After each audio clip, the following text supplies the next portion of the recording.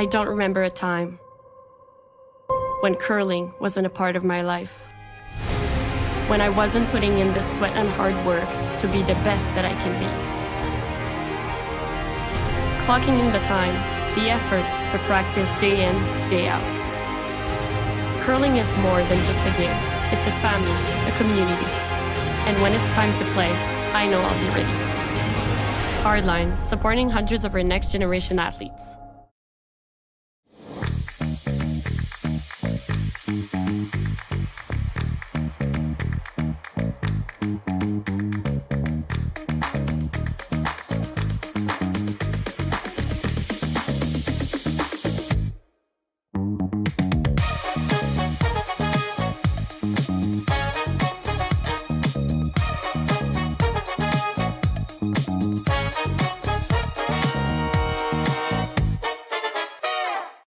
We asked Saskatchewan what they know about 5G.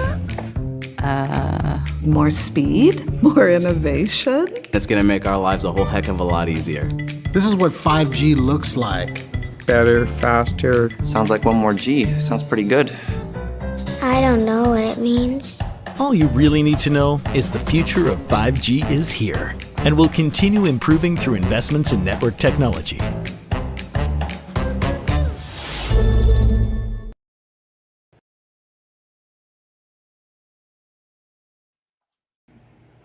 Hello and welcome to Swift Current Saskatchewan in the RBC Dominion Securities Western Showdown.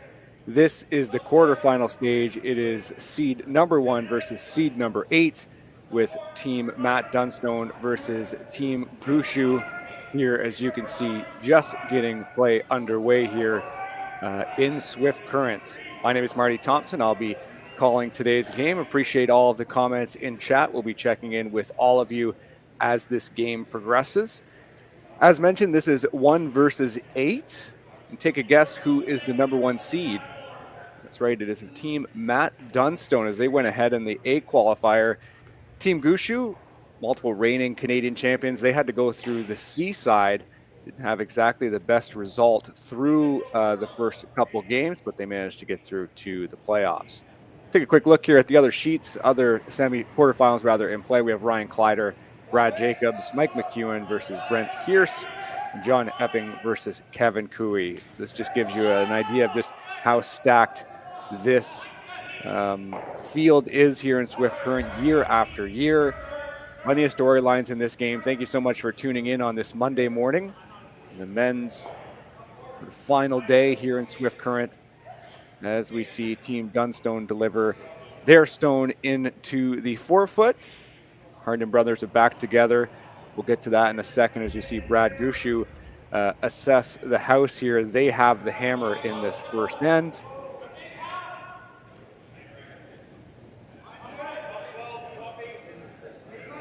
My apologies, Dunstone rather will have the hammer.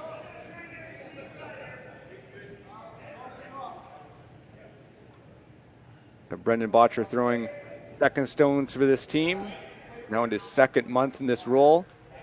Lots of chopping and changing in the men's scene here in Canada, and these two teams on this sheet are certainly no stranger to that.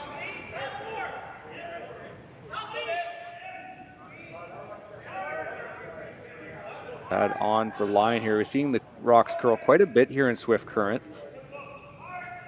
Keep in mind, they do want to get around this rock here. It's a 3-guard, and they will not do that. So maybe a little tighter to the hand. Maybe assessing this ice a little bit here. Sheet 3 in Swift Current.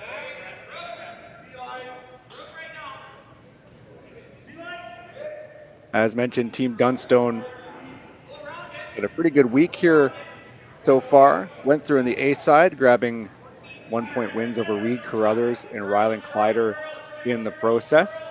I mentioned Kleider is playing on a adjacent sheet here in another quarterfinal. That last game they had against Kleider, that was yesterday at noon, so they've had plenty of time to rest and regroup here. Gushue's last game was started at 9 o'clock last night, so quick turnaround for them.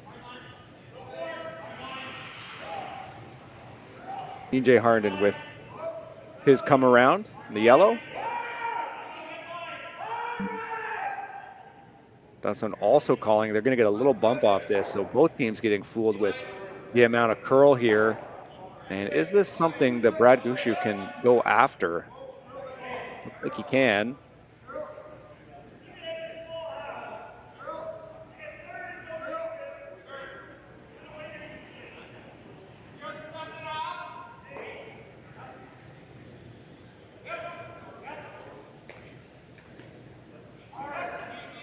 Spot your second and final here in this first end.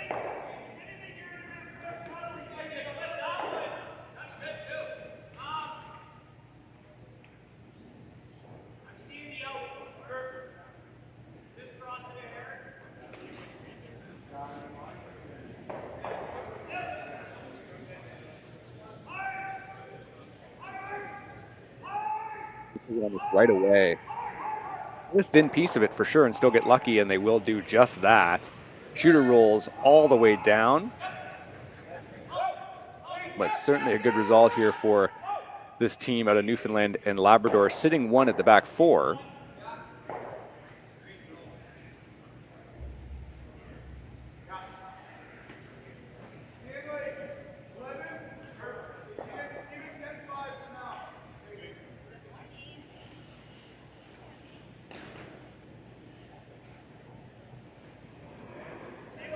Jay Harden with his second. It will be a game of some significance for him. Of course, he departed this Gushue team. And what was that? Just a couple weeks ago. It seems like maybe it was just yesterday, but in reality, it was maybe a couple weeks ago. Picks up where he left off with his brother and Team Dunstone. Obviously, lots of success with Team Gushue with those multiple Briars and all those slams. Certainly came up short the world stage, which will be a sticking point for Gushue, of course. They brought on Brendan Botcher, who was the inside of this Red Rock. Mark Nichols first. This one doesn't look like it has a ton of weight. And it will cut on them as well. Just a little wick again. So another shot in which it comes off of the sort of inside of the intended target. Saw Gushue there just take another, took another look at a rock there. Just, I'm not sure if he maybe saw something in the ice or saw something in the rock, or was maybe just plainly frustrated at how much that curled. Colton Lott throwing third stones now for Dunstone. And Matt, maybe just looking at this rip now, a couple options. This is quite good if you can make that. Some risk involved. But if you're Dunstone too, you could even get away with send that red rock straight back. You have the yellow at the back four jam into the red. Could end up sitting 2, maybe even 3.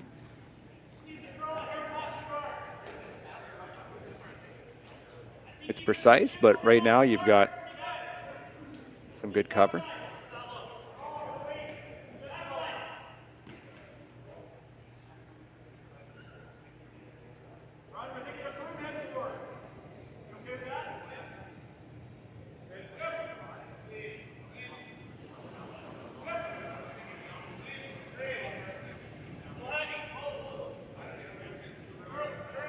Colton Lott throwing a little bit of weight at this. What a treat for Matt Dunstone to have these two sweepers.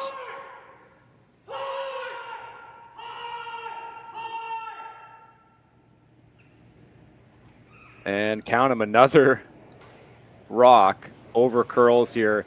The first end in this quarterfinal here in Swift Current. We're catching a bit of a theme. Doesn't make the decision making for Gushue too much different. Yeah, he'll go after the same rock, just hit it at a different angle.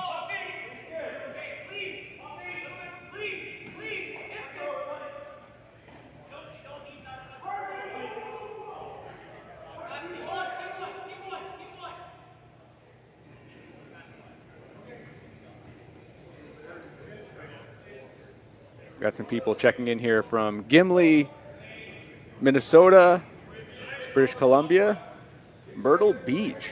A couple snowbirds in Myrtle Beach. Thanks, Ted, for reminding us that the weather here is bad. I appreciate that. Thanks, everybody, for checking in here in chat. We'll be taking a look at that later on in the game, of course, and throughout. Jeff Walker with that broom down. Don't know if he maybe held it out a little bit, but see if these rocks come back on these teams. One undercurled, but again, it might have been just putting that broom down. I'm not sure. Maybe the weight was a little bit more than they needed. Just needed to promote it just a couple feet and realistically just to get it to the button.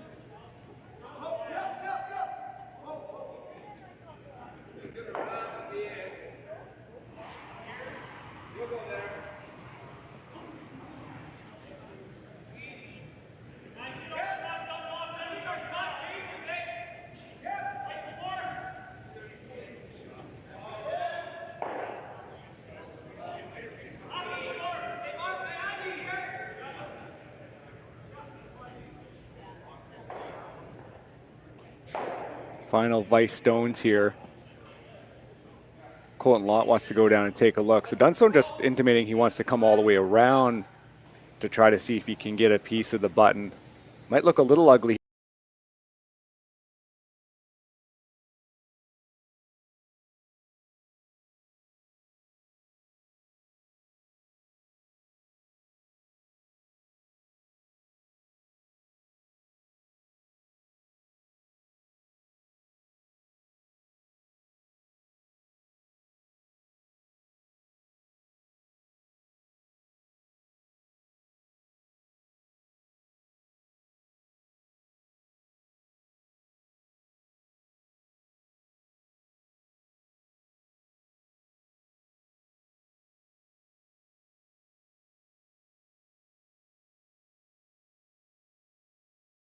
Up Skip Stones here.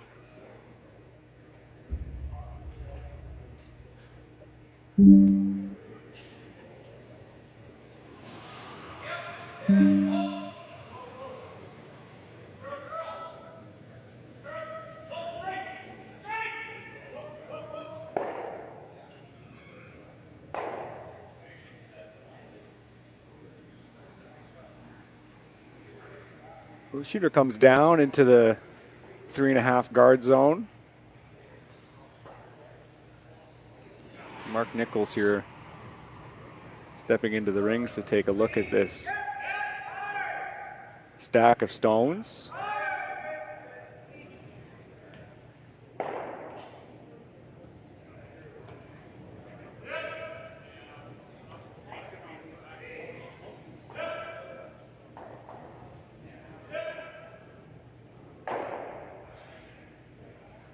And yes, thank you, Kathy. The comment, I meant to note this: the scoreboard at the back of the right to the back of the skips and vices here. That is in fact incorrect. Gushue, as far as we can tell, is throwing red rocks rather, and Dunstone is throwing yellow. But our scoreboard here we have on screen is correct.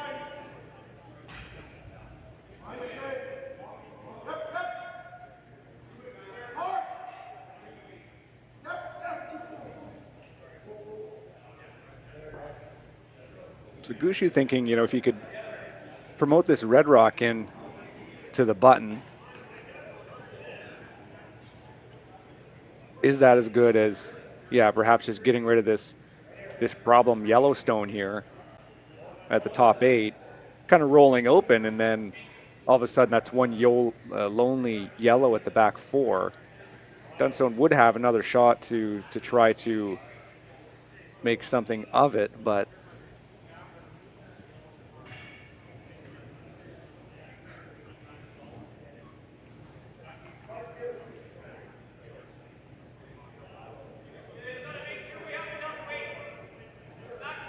I had a chance to watch the Gushue game last night, Marty, and he was coming up a little bit light here. And one of the things that Jim was talking about on the broadcast last night in the game was that very uncharacteristic, of course, as you mentioned about the team change, and sometimes the chemistry takes a little bit of while to catch up on that.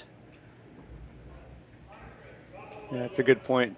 Dan Hobson with us here in Swift Current.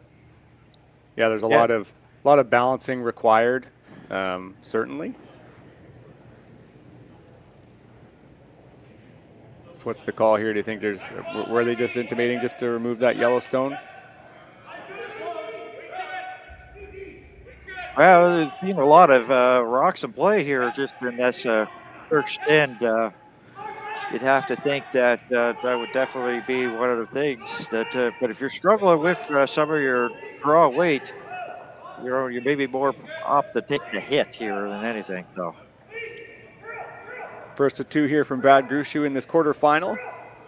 Botcher with the carve over. They want to get a hefty chunk of this Yellowstone, and they will. That creates a good shape with those two reds, Dan. It makes it difficult, I think, for Dunstone to really get a meaningful second yellow rock in unless they make this draw around this really tight guard. Well, they're really clogging up like that 4-foot area. As you see, there's like this maybe small area to come in, but it's just really difficult, so this is definitely like a little bit of a better after seeing what they did yesterday last night. And as you said, it was also like a quick turnaround. They were in that late game last night. And they had like a 4-0 lead in that game. So to be turned around that quickly and then have to be up against Dunstone, who we've known as a really good competitor. So it's got to be, early discussions here early in the first end. So you know that the importance is that they're in a little heap of trouble. As you see, like for Dunstone, it's that lone Yellowstone there. They're looking at like 4 already. So you see Dunstone has the hammer here in 1. But the path is sort of starting to get a little bit harder. The harder you have to go outside, and then you have to come more in. It's more difficult there to try to get your 2. So. Yeah, and the port down the center line is something that is quite ugly right now. I see the Hardens taking a look at this potential double. At least it would put a Yellowstone, I guess, higher up in the rings. The only issue is if you do come around, like if you did the draw that Matt intimated to start, then if you make it perfect, you almost give Gushue a bigger pocket to send these 2 reds in to raise them, right? If you end up like right T line, let's say, then Brad could hit just about any part of that rock that Matt now has his broom on and send a red in to be shot stone and likely frozen to a yellow. So the call is just to get rid of these. Try to at least give you something at the front of the house.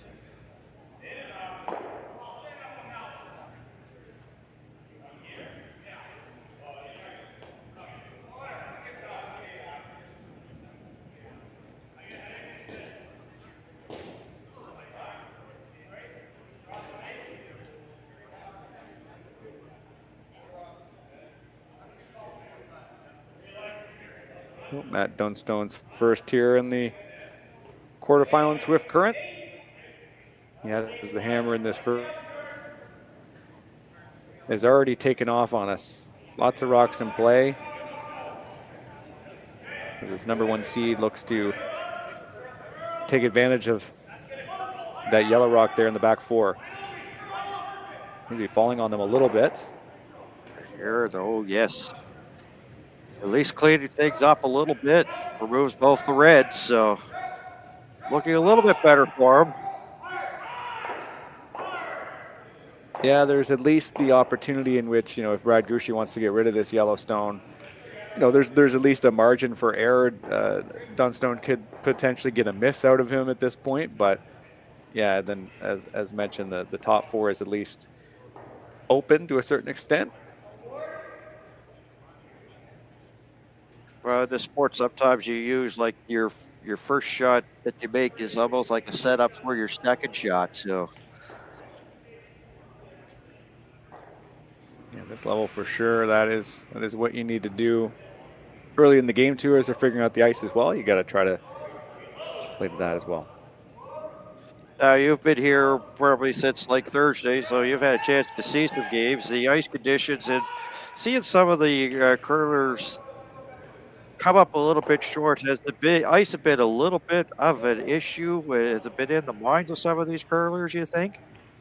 Well, there's just lots of curl, and when there's lots of curl, like you're saying, they come up short sometimes. Sometimes that just means it catches a curl, and you can lose suddenly a couple more feet than you thought. So yeah, it could be, and also we could see teams, as much as they have a pretty extensive practice, it can still sometimes take an end for the ice to settle in.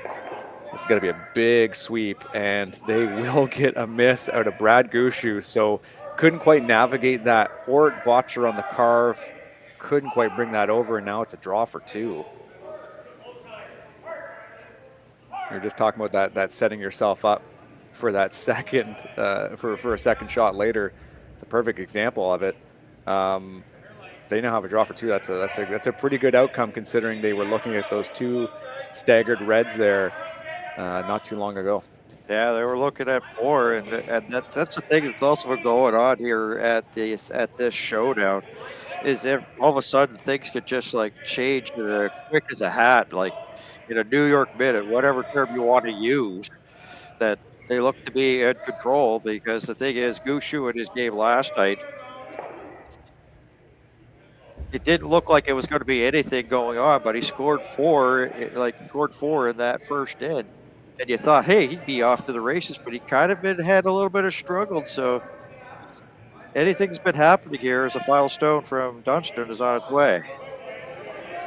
Good chance to get some draw weight, and as mentioned earlier, what a treat to have these two brothers as your sweepers. Dunstone certainly giving it to them here on this draw, making sure the tolerance is correct and giving these two powerful sweepers exactly what they need to bring that rock into the forefoot and score 2 points. So Matt Dunstone up here in the first end, here at the quarterfinal here in Swift Current.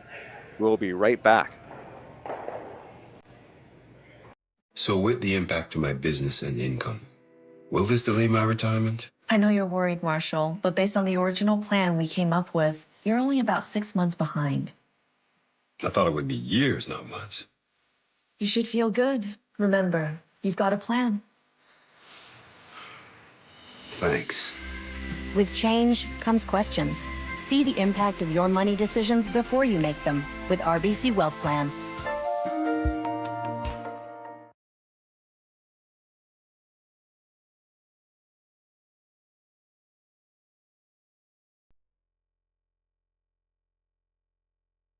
Handcrafted in Canada, Hardline's Ice Pad has revolutionized curling for over a decade.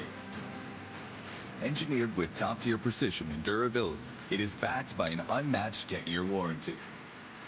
Designed for curlers at all levels to sweep effortlessly with maximum efficiency, it is trusted by the world's best curlers, including Olympic and world champions. It is quite simply the best brew in the game. Hardline. Join the revolution. Stronger agronomics, better returns, greater peace of mind. From pre-seed to post-harvest, you can count on the Victory Canola program to keep you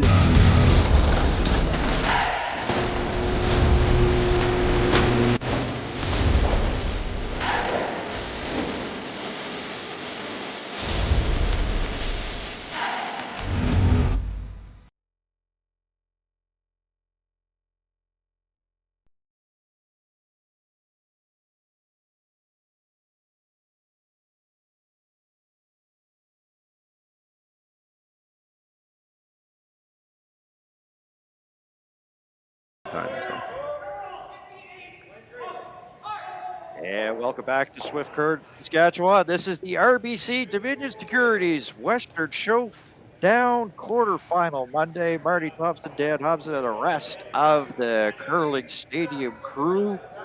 And Dunstone is off to a good start, and he was facing a lot of shrapnel there, Marty, in that first end, but he made a double, and then Gushue, who's been sort of struggling here at this championship this weekend, and that allowed Dunston the door open and took advantage of two. So it's going to be Gushue here with hammer throwing the road, red stones, and end number 2. Yeah, both teams got fooled with just how much the rocks were curling. You know, I think there's maybe 4 or 5 wrecks on guards or even stones that were kind of in that top 4 range. And, you know, sometimes you put the broom down, and these are, you know, the best line callers in the world. And sometimes when you put a broom down, it doesn't stop that sort of gradual curl. So something to keep in mind, either you take more line or you try to have, I think we saw Jeff Walker do this in the first end, where you kind of put a broom down pretty early. You kind of do that snowplow motion and try to force it out a little bit wider.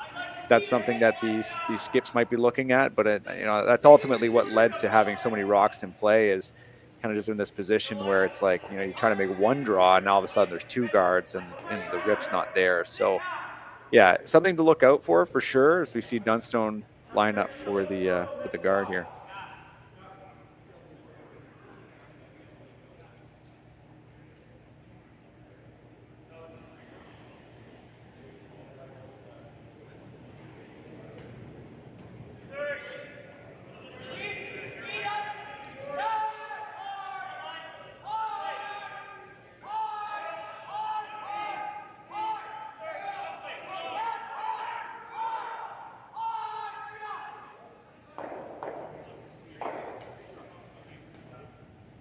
Looks like that one comes in pretty nice. Oh, it hooked over a little bit at the end, but yeah, I know you mentioned that you got a chance to watch a bit of Gushue last night, Dan, and yeah, what an uncharacteristic way to get to this quarterfinal for this team. That, you know, it's you don't want to set unrealistic expectations for a team to be perfect or almost perfect, but certainly a team that is one of the most dominant teams we've seen in the men's game in quite some time in this country. You know, certainly feeling it out a little bit this year, I think, with Botcher too, but to go through the C event and I think they had I know the score isn't quite indicated, but a 10-2 loss to John Epping. I think they gave up a 5 at the end, but certainly not their like finest weekend, but I would not certainly doubt them at all to come out with the result in this one. Well, I mean, the thing is that a single event like this is it's a cash event. Of course, you're trying to win some cash and put it into your pocket, but it's also like we're into that stretch drive right now. We're getting set for like provincials, so everybody's trying to. This is where you got to find your game. You know, you may be struggling now, but as the season ramps up, it'll be a little bit more tougher to take on, and same for Dunstone here as well. So.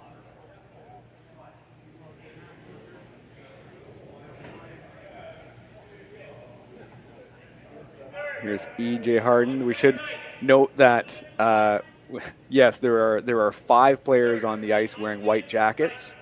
I believe E.J. in this case is probably wearing his brother's jacket. They have an alternate, a red and a white. So even when you get into your 30s, you still end up wearing your brother's clothes sometimes. So that's okay.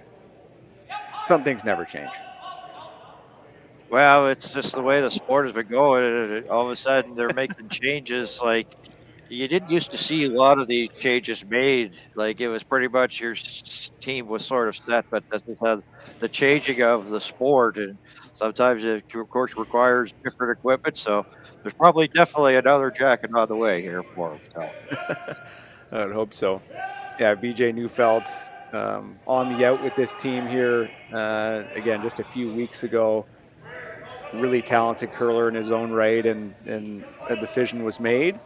I think they've got a pretty good third rock thrower here in Colton Lott to move up into that position, and you know they've certainly got 2 great sweepers, so it's really hard to critique a move like that, as much as BJ, you know, he's at the top of his game, is and has been one of the better vices in this loop for quite some time, but Yeah, the number of changes I think are maybe a little bit of a whirlwind, and it's certainly unprecedented in this sport, as you mentioned, Dan. I mean, I think it's I think the athletes, they just sort of feel the pressure, and that man right there behind the hack, Gushue. I know that some people have called this the sort of Gushue effect, where you're trying to chase a team at the very, very tippy top, and it's like, how do we do that? It's like, well, if you have to just make a change for the sake of making a change, or you feel like there's a weak spot on your team, you don't hesitate. You just make it and just hope that you're throwing something against the wall and it sticks, right?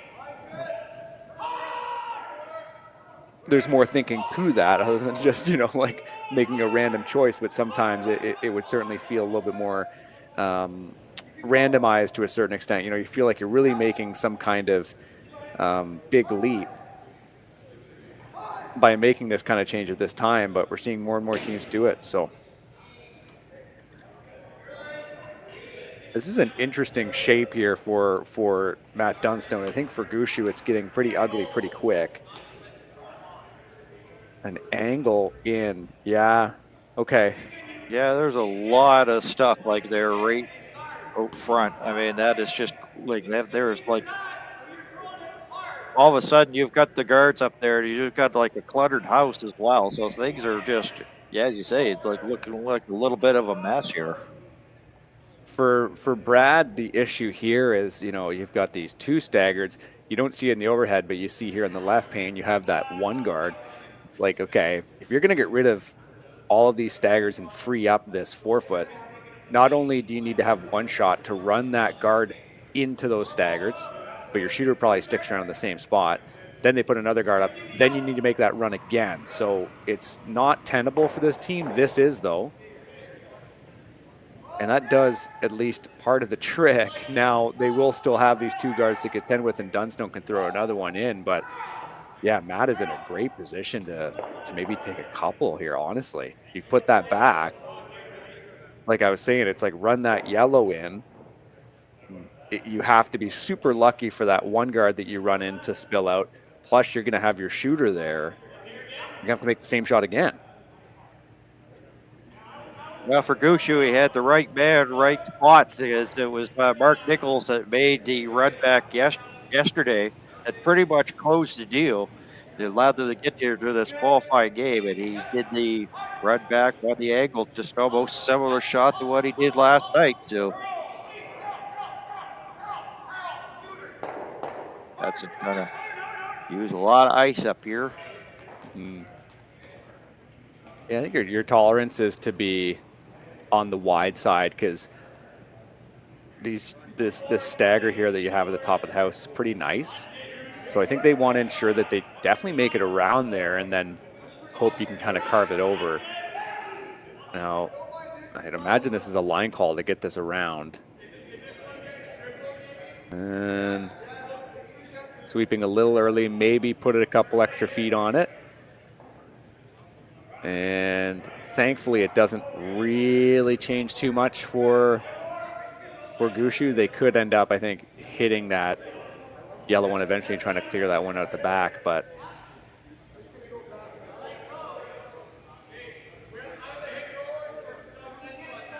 I don't know if you could maybe get shot if you draw, maybe. Like just to about there is kind of the ideal.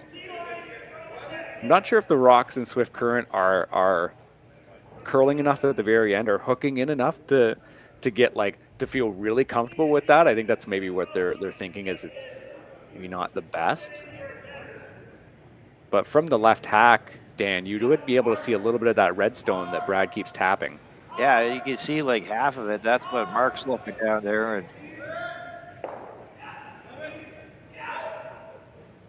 he has to step up from the hack. Let's look at it just a little bit more.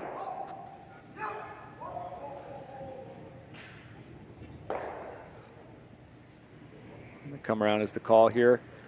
Mark Nichols, final stone here in the second end as Team Gushue looks to put something in potential scoring position, I think, at this point, Dan. Yeah.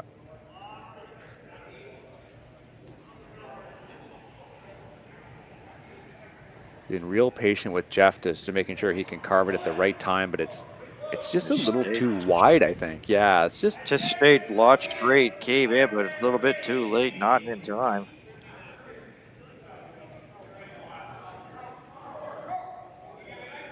Bill Dunstone sitting too. I'd imagine that draw just has to be so precise, you know, and it came in so wide, and I think that just had to be like a close to a 99%. Well, this is what happens when you have the center line pretty much clogged up, as everybody at home sees. You have to go wide to try to get in. I don't know if it's got the curl to do it.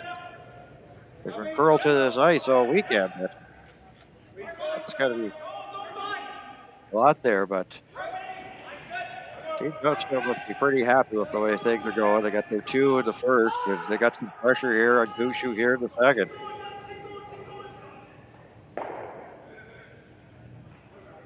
Hardy with this 2-point lead, it's great opportunity to attack here if you're Team Dunstone. His first of 2 here in the second.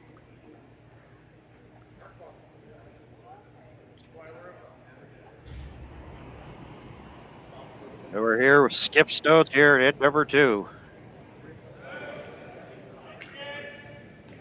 That's applying the pressure. Pressure's on it already. This is where we'll start to dig in when we see it gets past that hog line. Starting to move, starting to come in. We'll tap the red. And a little bump maybe just to be greedy, just to maybe sit 2. It's hard to tell exactly. Yeah. That is pretty nice here for Team Dunstone. Yeah, I'm wondering if they maybe see this. Yeah, that might be yellow. I don't know. I'm wondering if they see some kind of hit that could be advantageous for them. The only issue is you're just going to send yellow in towards the center line area. And if you get this view further out here, yeah, you can just see there, it's you can't really get to the inside of it. Couldn't really ask for a better stagger just in general here, because Dan, like, I think if you hit just about any piece of granite, if you're Gushue, I think it sends a yellow rock in towards the 4-foot.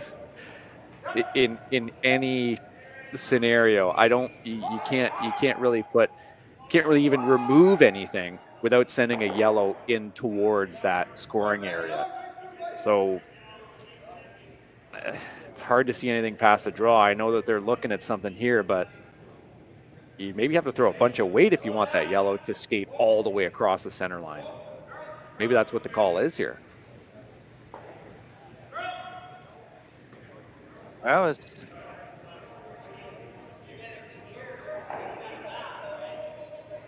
going to be really tough here to even get a multiple scorer for Gushue here. Godhammer here at number 2. As you said, like, all the rocks pretty much on one half of the sheet, as you see. The very tough shot, though. I mean, after having pretty much an easy in the qualifying game last night, he's had to face pressure cooker of a shot so far here.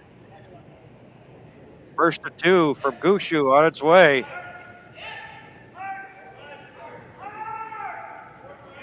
Lots of mustard on it. We'll punch one of the yellows out. Shooter will go. Jones now moves into the 8-foot area. And I guess that was it. It was, there was enough separation on those yellows and red, and that yellow and red to allow it to scoot all the way through. And good line call, because the issue is if you hit that any thicker, you just end up sort of plopping a yellow rock in behind that really ugly stagger if you're looking in this left pane. So for Team Dunstone, it seemed like Matt just himself just kind of poked at his nose there. I'm wondering if they're just trying to think about just nosing that yellow. But if you draw in and you get to the inside edge of that red at all, you make this draw very difficult here for Gushue. If you end up nosing it, they might have, or you're a little bit outside, you might give them access to the 4-foot. But if you make that perfect right there where he puts his broom down there, just that inside edge of that red, Gushue has to draw cold on the other side to try to get something out of the end.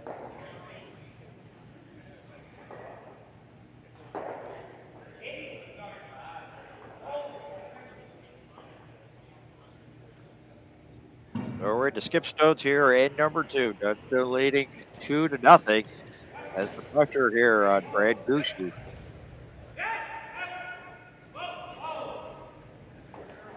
Maybe force the Newfoundland Labrador team to take one here. Also, steel still also in effect here too. Lots of things on the board here for Dunstone as he get ready to throw his last with the hammer it in too.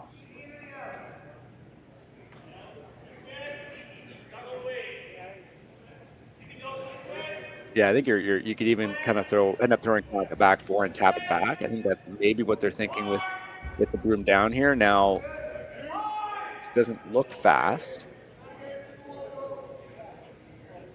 You see his head down now the rest of the way, trying to get it past. And they'll leave it just to the 8-foot area, so really making this scoring area very small to get to here for Team Gushue with their last here in 2. Yeah, Matt would not be happy with that outcome, if you're considering the tolerance, how you wanted to ultimately miss that shot. This, I guess, isn't the worst, but at the same time, if you ever just beat that guard, you are sitting 2 and you're putting 1 on the side of the button and making it extremely difficult here for Brad. Now, they really want to find something. Gushue is intimating, I believe, this yellow slash. Yeah. So the yellow top 8 goes across the house and hits this rock at the back 4. I believe. So just missed that red. Yeah, that would be the only real, that's the only real outcome that is advantageous. I mean, this would be to score 1. Big risk, of course. Don't need to tell you that at home watching this, but if anybody can make it, it's Brad Gushue. They had a hard game yesterday versus Team Epping and managed to get here to the quarterfinal Monday. Final score, Brad Gushue. Chips, yellow, and he'll get a single point here. Yeah, it was a hard fought single point for him here in number 2. So we're going to step out, take a break, and we'll return to Swift Current for the RBC Dominion Securities Western Showdown after that. We asked Saskatchewan what they know about 5G. More speed, more innovation. It's going to make our lives a whole heck of a lot easier. This is what 5G looks like. Better, faster. Sounds like one more G. Sounds pretty good. I don't know what it means. All you really need to know is the future of 5G is here and will continue improving through investments in network technology.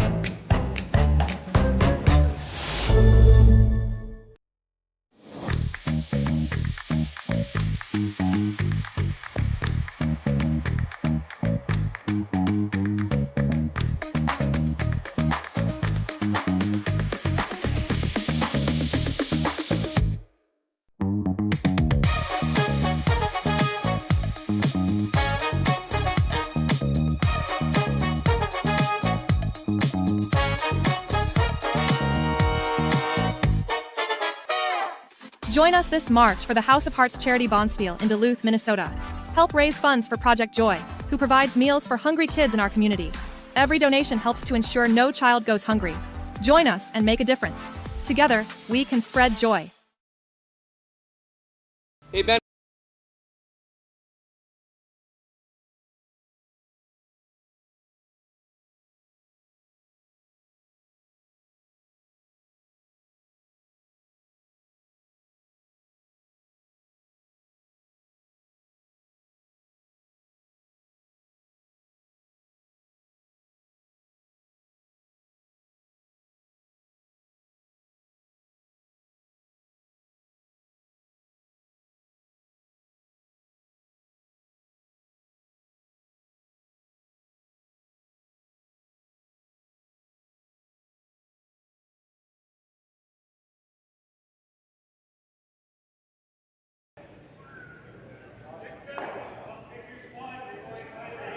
And welcome back to end number 3 of the RBC Dominion Securities Western Showdown. Dan Thompson, Marty, Thompson, and the rest of the curling stadium crew. 2-1 Dunstone over Gushue as we play the third. Dunstone, as you see, has the hammer, throwing the yellow stones.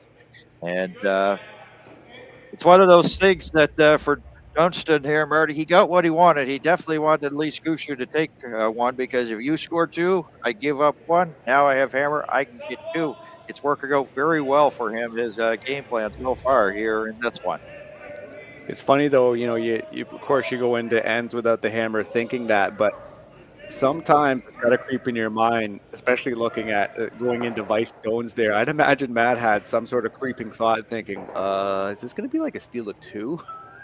It was just with those staggers, it really was shaping up to be there. I think honestly they're maybe 1.5 shots away from actually securing at least a steal. Yes. But you have to sort of take it, that it's a really good end from this team. Obviously a solid first end as well. So it's got to keep rolling with the momentum and feeling like you've certainly got the edge on the reigning Canadian champions here.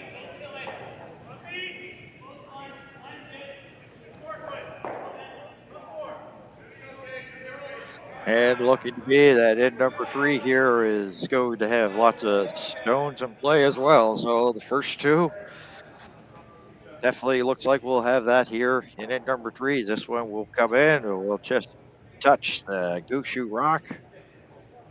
Once again, center line sort of clogged up already early going here in this third end. Yeah, I see Gushue here now. Just you've maybe got a chance to attack these yellow stones and avoid the same issue you had in the second. You clear it up a little bit.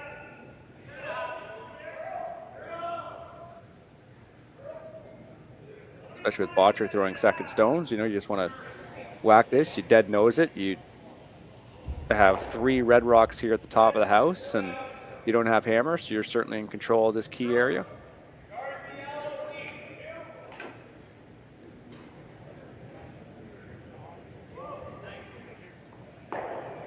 One of the things you're going to notice with Botcher is when he's doing the sweep, and he's going to be on the outside more than the inside. We saw that in his game last night. He hits that and splits the yellow too, and removes them both, sticks there. Lie too, but he'll be on the outside. He's still trying to learn the sweeping, still trying to learn how the throwers throw and everything like that. So I was seeing that in their game last night. Yeah, it's interesting with the sort of carving motion, and certainly folks that have a little bit more knowledge in terms of how sweeping operates. There's a nice little clear out there from EJ Harnden. Perhaps some people with a little bit more of the science background can sort of explain this, but that carving motion, that really quick sort of knifing, whatever you want to call it, it does seem to be that speed is certainly a factor to the rapidity of that motion seems to be really what allows that rock to curl over. At least from my personal experience experimenting with carving, it seems like, boy, if I could make more strides this way in that quicker motion rather than when you're sweeping inside, you typically you want to put, like you just see Jeff here, just making sure he's got lots of weight down on the rock. And Brendan obviously new to sweeping, and of course that makes a lot of sense. But he does seem to have a little bit more of that speed to that carving motion, perhaps more than Jeff does. Jeff's obviously a bigger player, bigger person. He can put more, he can afford to put more ice, or put more weight rather, on the ice and on the broom. So I think that's something to keep in mind, and maybe it makes no sense to people that would say otherwise. But I think that might be also another part of it. Of course, you want your stronger sweeper on the inside every time, of course. But maybe for Brendan, it's like, hey, if you're going to be outside, you see Colt Lott getting ready to carve here, you're just like, you just get ready to go and you just start pounding it. That can kind of maybe like be a little bit of a specialty, I guess, for sweeping to a certain extent.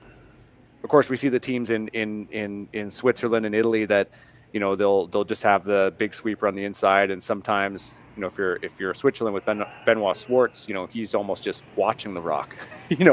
He's the second sweeper, but you just know he's not nearly as effective as their inside sweeper. So, yeah, I mean, there's certainly some feeling out for this team, but I think in general for sweeping, I think the sport has a long way to go in that regard too, and just trying to understand the science a little bit more about it. Well, I kind of jinxed ourselves because I said there's going to look like to be lots of rocks here. Not so much here at end number 3 after a couple of ends. So we're into third stones. As Mark Nichols easily by is going to chip out that yellow stone. Will he get a roll? No, pretty much just on the nose. No roll. So wide open here for the Dunstone team. Updating everybody on what's going on the other sheets. Of course, it's quarterfinals Monday. Rylan Kiter and Brad Jacobs tied at 2.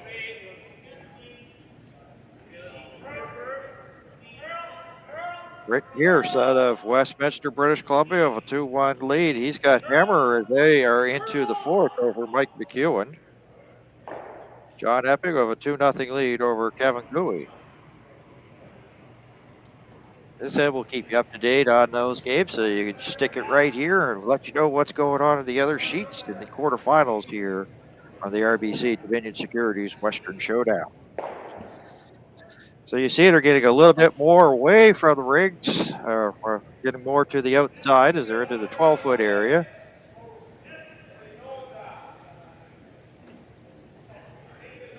So after seeing it end with lots of stones in the first 2, as I mentioned, as Nichols does get a hit, a little bit more roll, but still into the 12-foot area.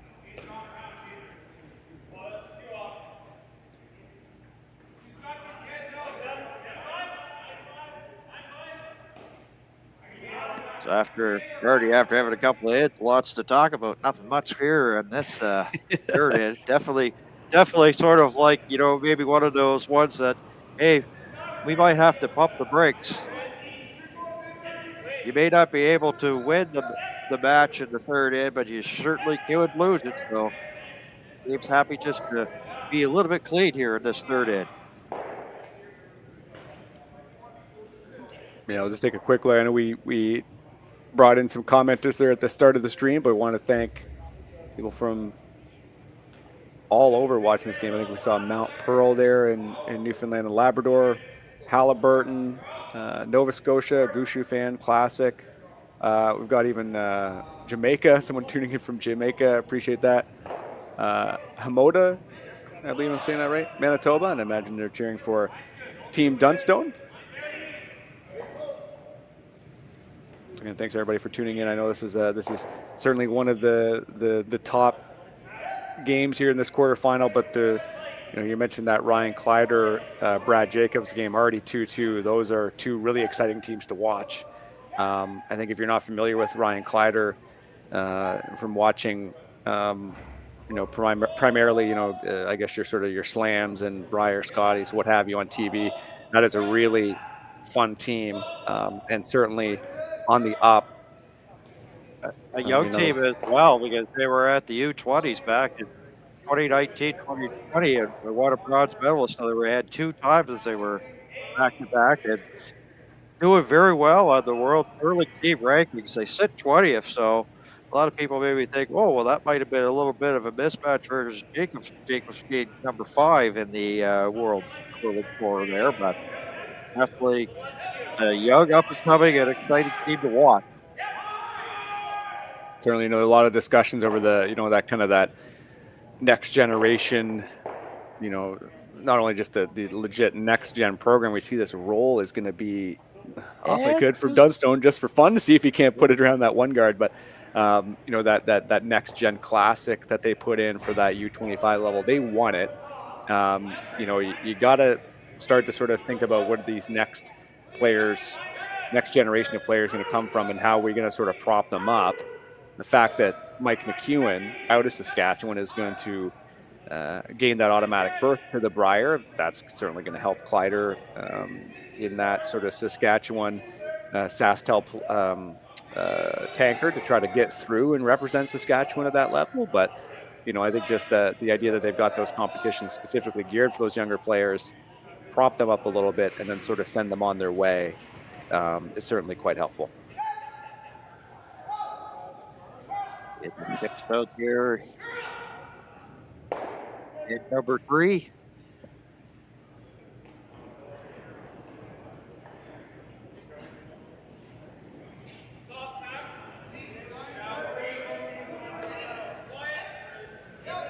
And shout out to Walker. Nick and Kathy, sorry, just really quickly, from St. John's and from New Brunswick. I'd imagine both also cheering for Gushue. So again, we get people tuning in from all over today. Thank you so much for watching. Look at that. After having struggles, he had the hit, got a little bit of rolled in behind it. Yeah, that's a nice little spot. See how awkward it is for Dunstone. You got the two options. You got the draw or this play here, and yeah, it's kind of where you want that rock. Nice little one, and at least puts a little bit of pressure after, as you mentioned, Dan, just kind of a less exciting end compared to the first two, but put a little bit of pressure on the opposing skip at the end just for fun, and see if you can't get a miss and potentially get a point here going into the fourth.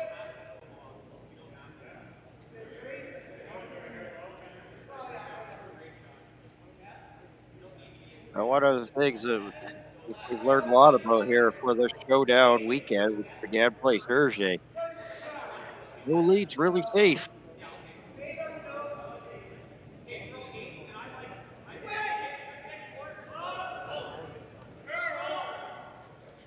Dunstone, that's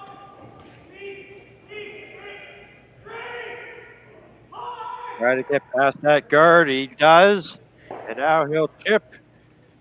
Will he roll out enough to? No, he won't. He'll get a single point, so we'll have a 3-1 lead and give Gushue the hammer here for end number 4. So the Gushue with that great hit and made in behind the guard, and it's a point. So 3-1's where we stand here.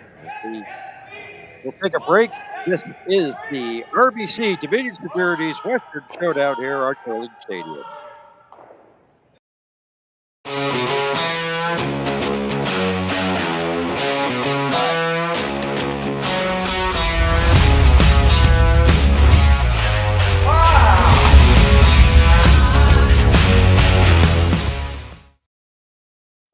I don't remember a time when curling wasn't a part of my life.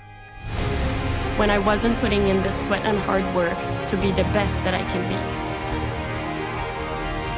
Clocking in the time, the effort to practice day in, day out.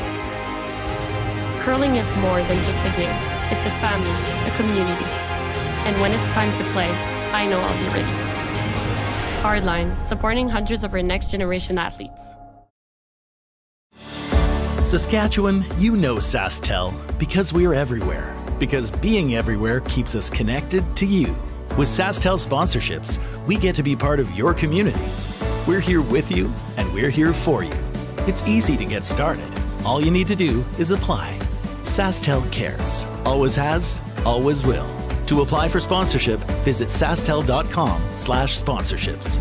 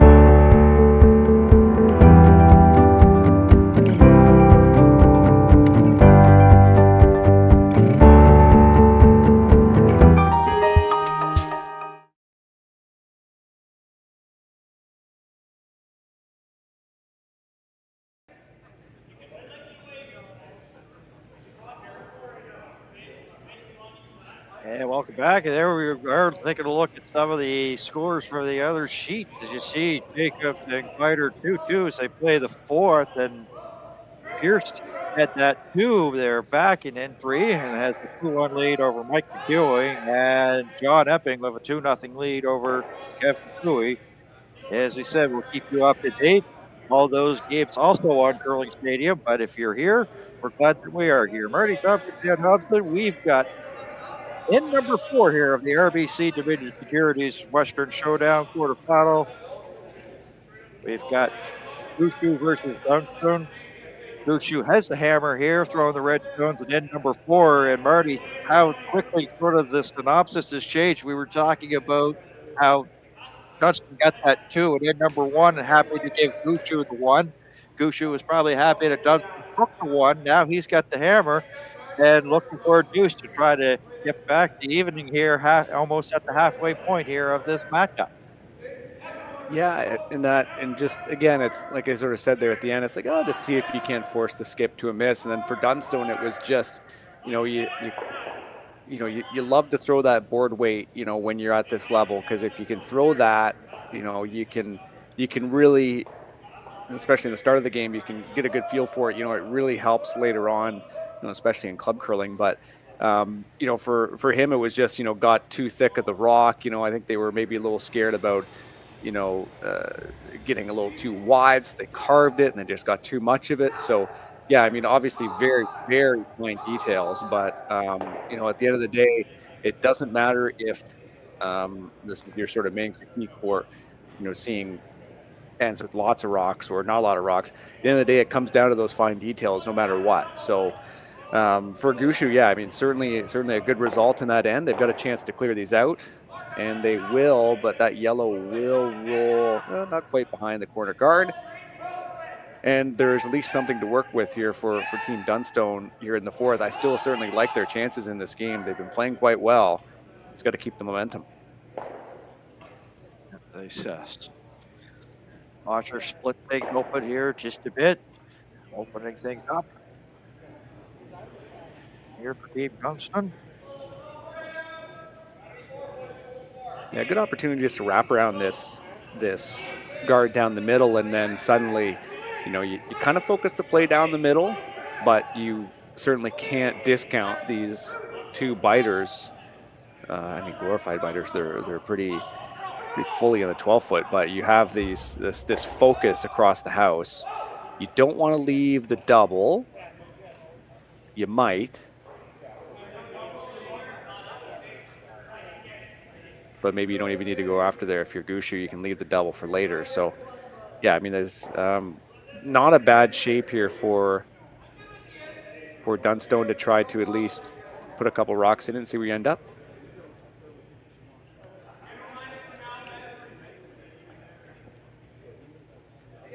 Newly acquired Botcher.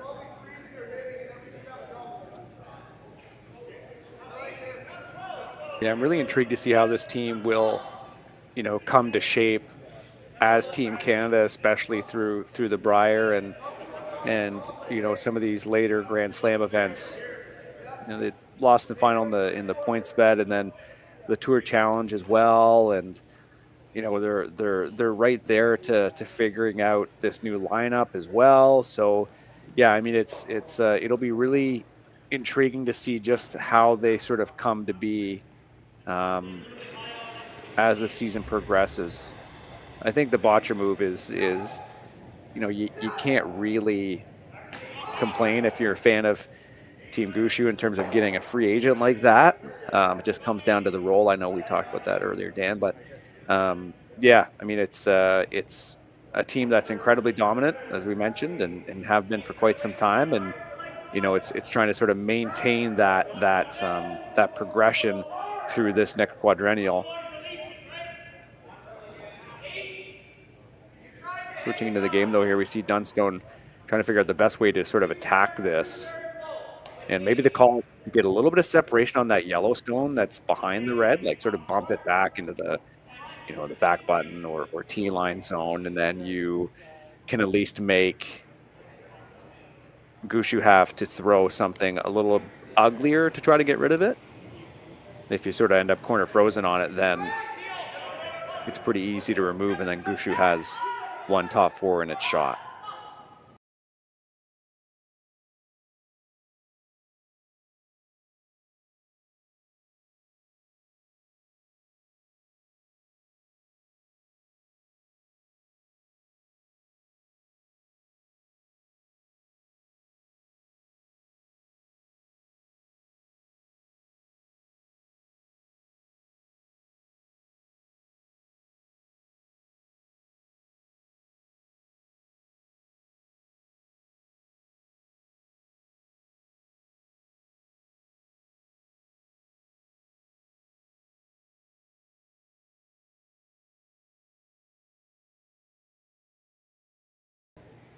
In the 8 and 12 foot.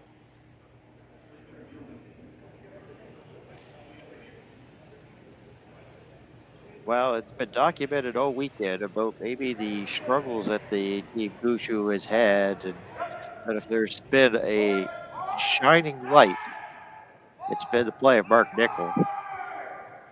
So we're into third stones here, and in number 4. Great sweep. Walker brushing hard, head down all the way. Will chip the yellow, also chip that other yellow out. You know what? That works. Yeah, a bigger roll than they wanted. Yeah, maybe it was just. I'm trying to sort of read lips here with Brad and Mark. Yeah, it was maybe just a little less weight than they thought, but yeah, you're right. I mean, Nichols has been playing well, and he'll go down as one of the best curlers that this country's ever produced, in my mind. I think it's you know, it's hard when you're sort of playing behind someone like Brad, but you know, he really has been one of the most consistent curlers for a long time, and took time off and came back, and is, you know, really this dominant period that this team has had out of Newfoundland and Labrador has come, you know, after that time off. And you know, I just remember him coming back and just immediately back to that sort of top form. Certainly one of the best throwers that's in the game right now.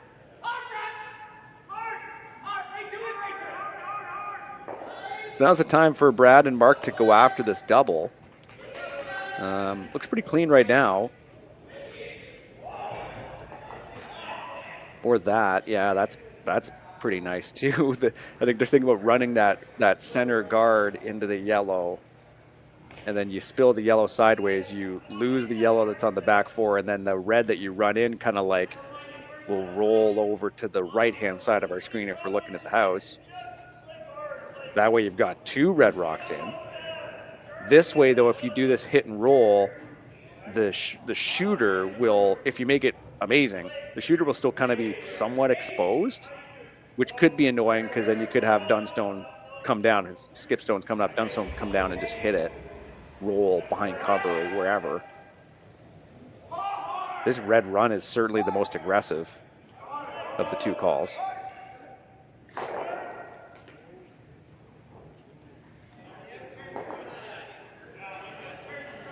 And now's the time to be aggressive.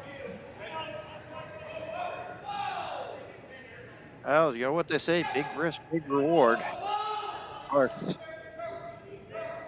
Sometimes also these days, it's another term that can be used. Sometimes you're the windshield, sometimes you're the bug. I like that. I've never heard that one. I like that, Dan. I like that. I've used it a lot. Used it a lot of my sports broadcasting days. Not a ton of weight on this. Yeah, that's gonna just open up like the house in front of the house, but not really gonna help anything that went on or going on in that house right now. So yeah, it's tough, right? Because if you're Gushue, you kind of want this exposed, because you hope to eventually have a shot where you can perhaps just unmoor this yellow rock in the forefoot eventually. But as Dunstone's already intimating, it's like, boy, you just maybe the double's not very clean because that red is melded on there, but if you could ever whack it out, there's a chance you're sitting 3. And all three of them kind of bundled in the front.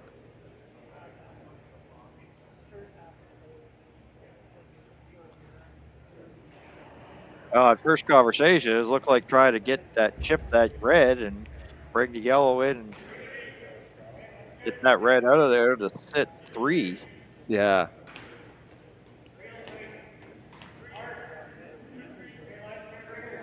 We don't see it's really risky, but you can almost just see what EJ's thinking. This was like I was also thinking, hey, what if you just kind of promote that Yellowstone? You could even get a stagger, like you kind of maybe just pump up that yellow. Same thing that they were trying earlier in the end, where they just sort of push that Yellowstone of theirs farther back. You're risking that they can gear affect it out, so that's probably not the call, if I'm being honest with my own opinion. But I really like this double. It's like there's a couple ways you can miss it too, I think. If you end up sort of hitting it really, really thick, you just end up sort of having your shooter roll on top of that red anyways, and it might even make that little whack out that I said that Gushue will want to have. And just remove that one. It might make it like a little harder, might make them staggered, I don't know. It might give them something else, but can't really put the guard back up because he'll do this. So yeah, I think that's the call.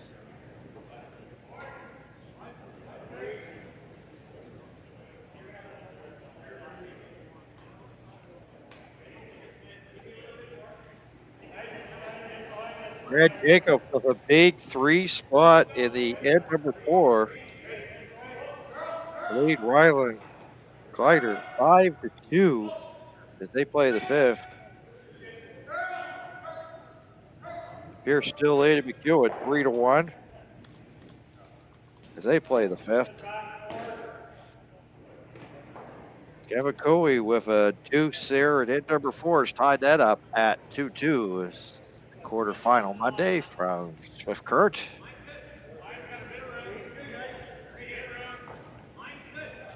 Skip Stone here at end number 4. Gushue with the hammer, the first of 2 from Dunstone.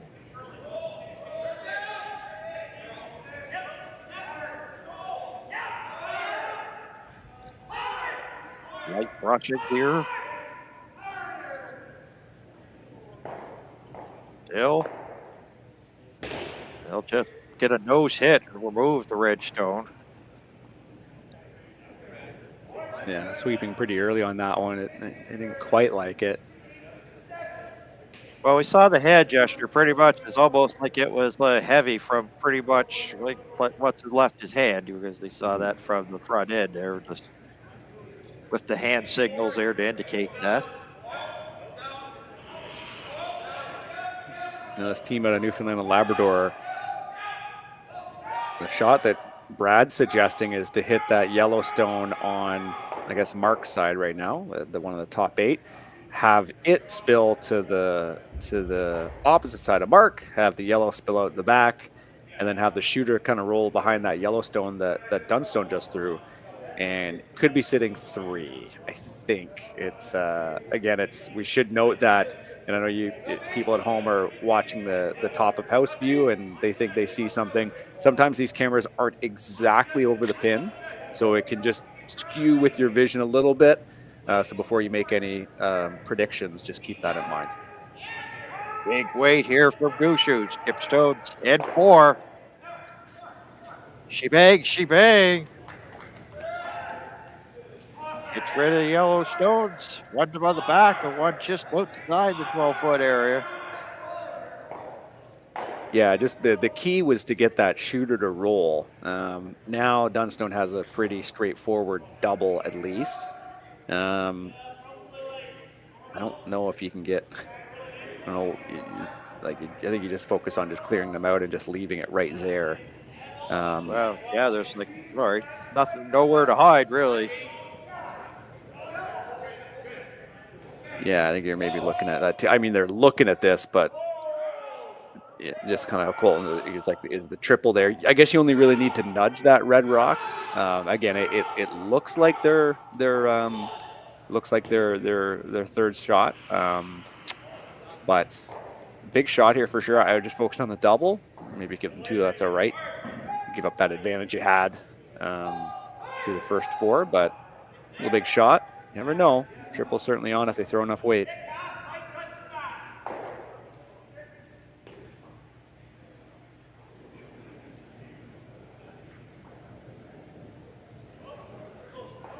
Let's get big weight from Dunstone. And chipped both of the rocks out, leaves it right out there, but as you see, wide open. Yeah, solid attempt. Brad now has that sort of inside-out draw, which will be, a new path, but there's lots of space on it.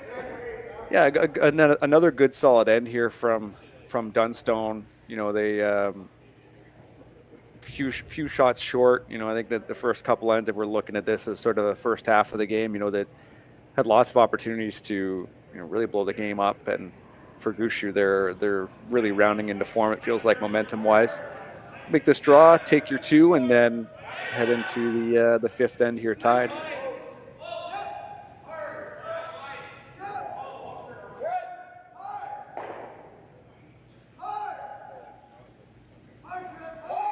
Gave up 2 in end number 1. That's a single point, and then forced out to take a single point. Final stone for Team Gushue out of Newfoundland, Labrador. Sitting 1 in the bank account already, looking to try to make it 2 and tie this game halfway home on a Monday morning from Swift Current. And does. So 3 threes where we stand halfway home, as I mentioned, and we're going to take a break. We'll be back with the fifth end of the RBC Dominion Securities Western Showdown from Swift Current. Back after these words.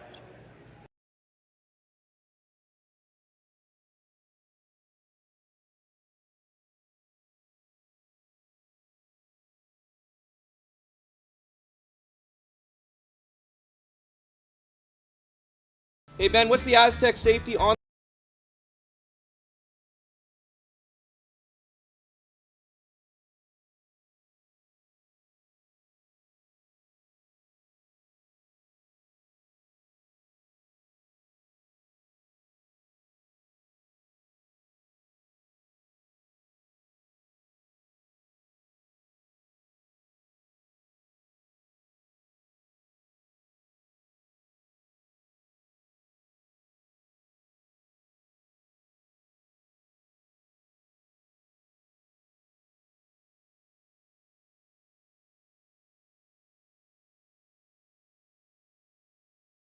For over 20 years, the Sandra Schmirler Foundation has granted more than $9 million to hospitals across Canada for life-saving equipment for premature and critically ill babies.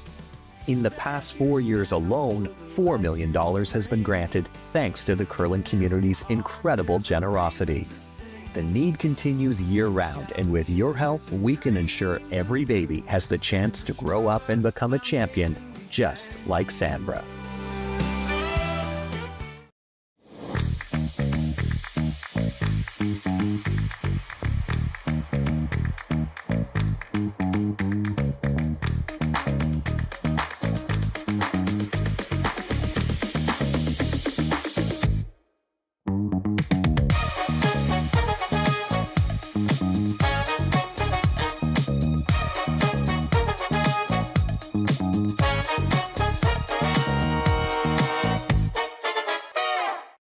We asked Saskatchewan what they know about 5G.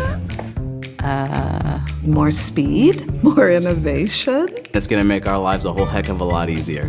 This is what 5G looks like. Better, faster. Sounds like one more G. Sounds pretty good.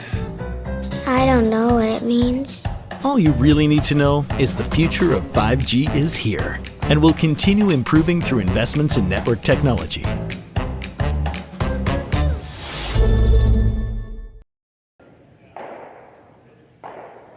And welcome back to Swift Current, Saskatchewan, the Swift Current Curling Club.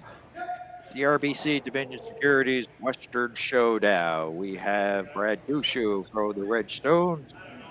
So take a look at Ryan Harden, who's the lead here for Team Dunstone. Dunstone has the hammer here, throwing the Yellowstones. And then number 5, Marty Thompson, Dan Hobson, and the rest of the curling stadium crew. Glad you can join us on this quarterfinal Monday from Swift Current, Saskatchewan. Tied at 3. Marty, it just seemed like the first 4 ends were sort of like sample sizes. We started the game tied, and so far we're here in end number 5. We're still tied. Even Steven, I guess.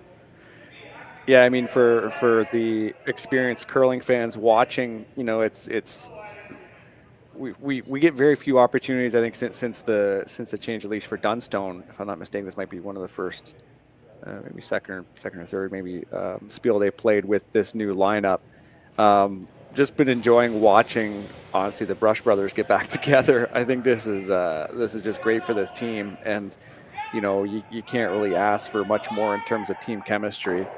As always, it's as we mentioned there with Gushue, you know, we mentioned them going through in the C event and coming through, as someone just mentioned there on rightly in the comments, that they are a team that sort of comes in later in the year, and you're right, they certainly do round into form, but this is, again, like you said, this is a cash deal, but the teams here really are, you know, this is we were calling it kind of like a Grand Slam light. You know, there's all fantastic teams here, so it's a good test. It's obviously great that everyone's able to watch, and yeah, I'm really curious to see what happens in the next 4 ends. I think Dunstone's played quite well, but Gushue's had their opportunities, and you know, we'll see where this ends up here. As we have a second of the Brush brothers here, at least in the order of shooting, trying to clear this guard. Well, we see things really change at the quick of a hat. We see lots of rocks there the first couple of ends, and then not much in the third, and then back almost to more rocks to play the fourth. And here we are in the 5th there. Just one Yellowstone of Dunstone as we take a look at Brendan Botcher getting ready to get his throw underway here in end number 5. A long time skip, as we've always documented here throughout the broadcast, Marty and I have. So pretty much no hit. Gushue lies one just for the meantime, but teams are going to be, looks like they're going to trade shots here in this 5th end. Yeah, certainly shaping up to that blank. I was just looking at the comments here. We got some really great discussions and some compliments for us too. Believe it or not, Dan, people said nice things about us. That's good. Wow. Oh, that's good. No, I was just seeing some comments here with you know, folks.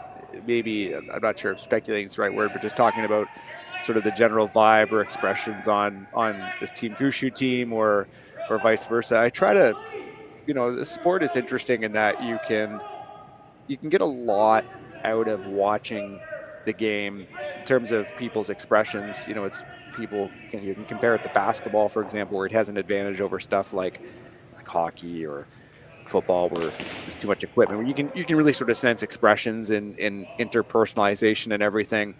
You know, it's hard not to read into it when you're watching it. I understand that. I'm not actually saying, I think they're just saying that Gushue is maybe not as fun-loving as he was previously.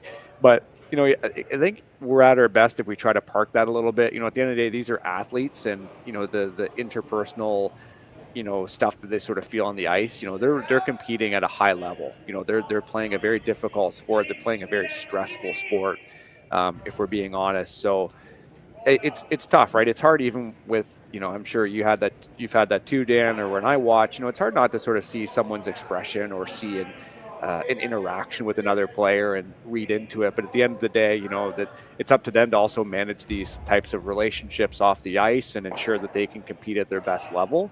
So yeah, I mean, as much as you could sort of say, well, man, so-and-so looked a little pouty this game or whatever, you know, that just kind of comes with the territory. And at the end of the day, these are all athletes that are, you know, managing the emotions that come with a very emotional game.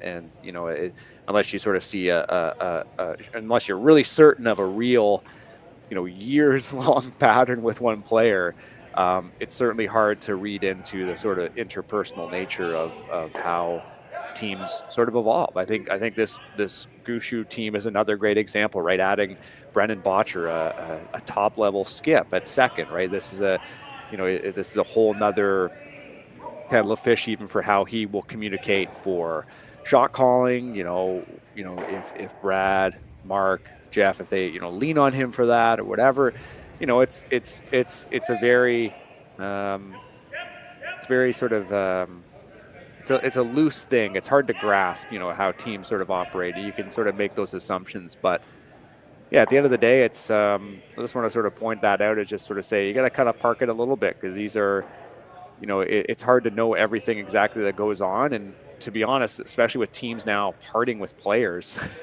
in the way that they are halfway through the season, surely not all the time due to, interpersonal conflict or even their shot calling. Sometimes it just genuinely seems like it is a team trying to make a change for the sake of making a change. You just have to sort of chalk it up to just being business. Absolutely, some great points. And the thing is, talking to or hearing some of the speaking seminars that Brad Gushue has gone to, he's quite open with his teammates. Like he's an open communicator. If he says that he knows that he's not having a good day, he lets everybody know he's not. So he is a really good communicator. There's good communication with his team, based on talking to him on some of the seminars that he's had as we're at Jeff Stone's here at number 5. So. Yeah, I'd be really interested to know more about those seminars. I think that Dan, maybe putting words in his mouth a little bit, sometimes like that vulnerability is key, right? Just to sort of say, or just to be that honesty and just making sure that there's no ego amongst the team or whatever. There's no sort of sore spots like that can really bring a team forward. It really can. And understanding limitations and, all of that, it really does play into a key team dynamic.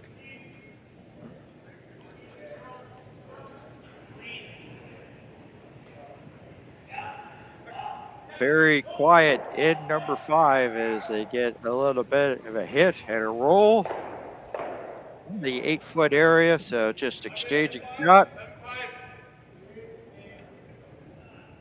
I'm still looking to carry the hammer into 6, but you can't really anticipate it. You have to wait for the shots to be made, and the shots have to be made. At least we're not playing on a clock. If this was on TV, they'd just be speeding through this one for sure.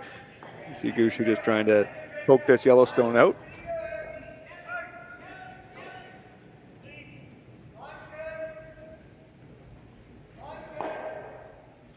If there's ever a day where you want to have like 4 televisions in your living room, Marty, today's the day. Or iPads or laptops or phones or anything you can get. Agreed. Kleider's last rock at number 5, trail him Drake by 3, but he's looking at a heck of a mess. So we'll keep you updated on that one. Guess if we want to use an 80s term of a show that used to be on, that will be our update game. But Kleider will chip and get a single point, make it 5-3 as they play the 5th, as we return our concentration here on end number 5 between Gushue and Dunstone. Final stone on the way. We're going to hit, roll out, and carry the hammer into 6.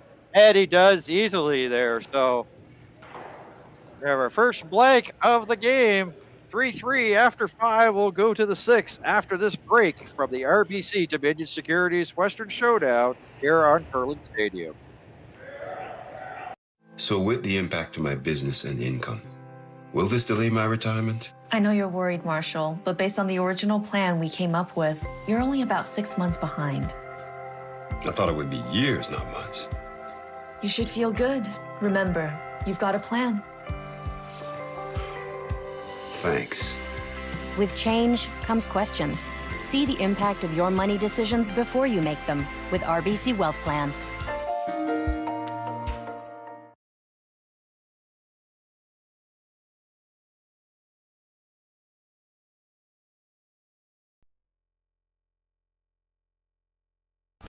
handcrafted in Canada, Hardline's ice pad has revolutionized curling for over a decade.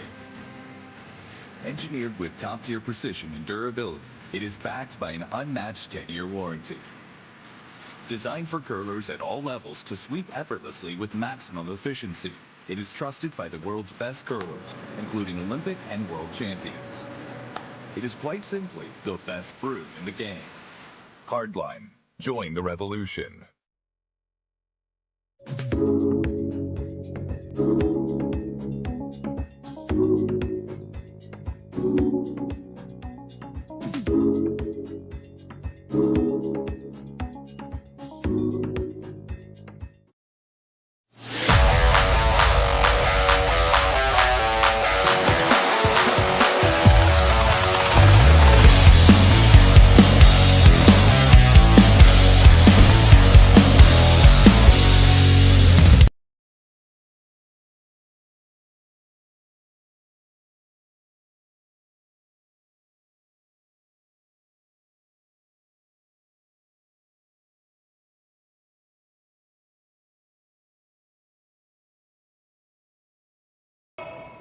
Back to back there.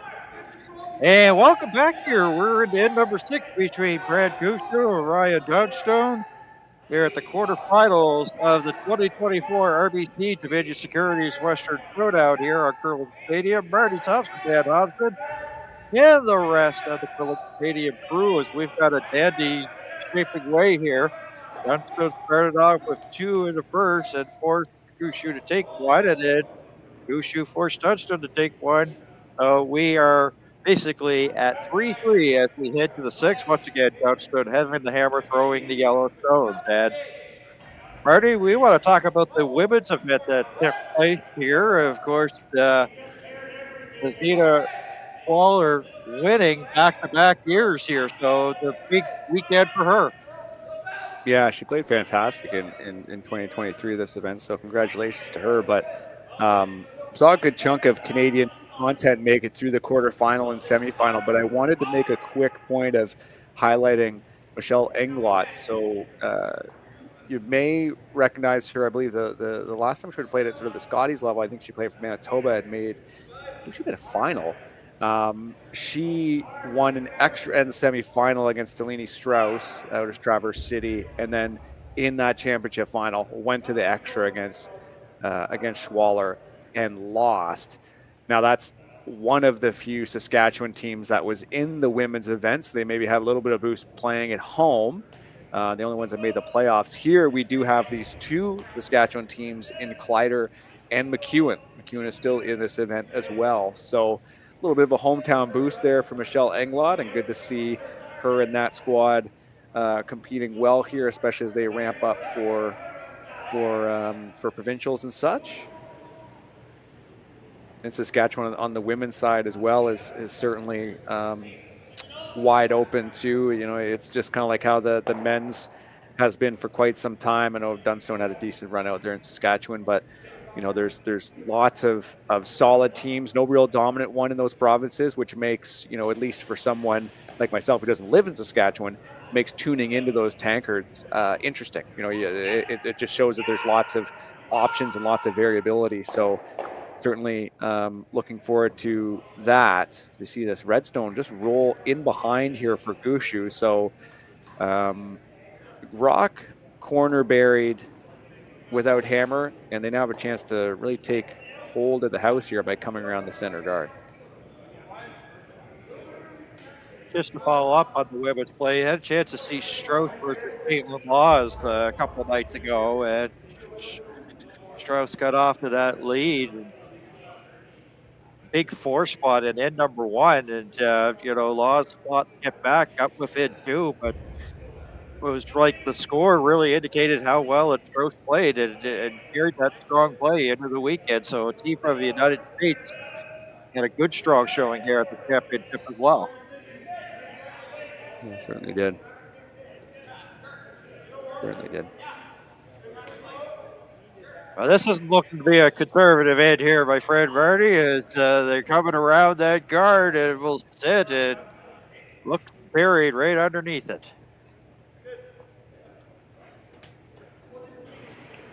Well, some of the struggles that the Gushue team have had, they've really rectified in such a short amount of time.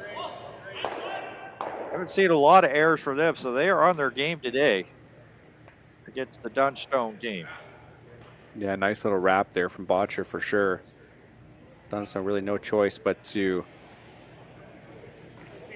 go after this Yellowstone. A run back or appeal is good. Aiming for the run back, though, it looks like, with this line call. Well, you can tell with the yellow that they're close. There it is. Bang, bang. Once again, they're going to try to get that over just a bit more into the 8-foot area. And a little bit of debris cleaning to boot. Yeah, another rock or so, that would have been quite the shot for this Dunstone team heading into Vice Stones.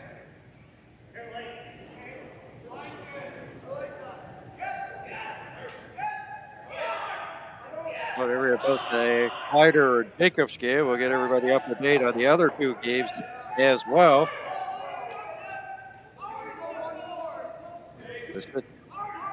We're 3-3 here. Seems to be a common trend. It's 3-3 between McEwen and Pierce, as McEwen got 2 in the 5th that they play the 6th. And then Nichols got. Oh, sorry. Sorry, go ahead. I was just going to say that a single point, a couple of points there for McEwen. He's tied it up 3-3, and it's still 2-2 as they play the 6th with Epping and Bowie. Nichols got fooled with how much that curled inside out, I think. And just wicking off that red is just really not the way you want to miss this. The call from Dunstone is to just split the house. Come around on this side. Be sitting to cross house as we see, Nichols and Gushue, they certainly won't shy away from trying to double these out. Now, this does not seem like it's a lot of weight. Yeah, they got both of their heads are down here. Trying to drag it as far as they can. Drag it into the 8 to line 2. Great sweep there. That's why you want to have the Brush brothers sweeping. That's, I bet Colin's feeling pretty good about being able to throw it to the two of them. Now, Gushue with this hit and roll, it is above tee, but you really got to be careful that you make this just about perfect. You've got to be at least maybe just behind tee, but still in the 4-foot. So crucial hit and roll here for Mark Nichols heading into Skip Stones.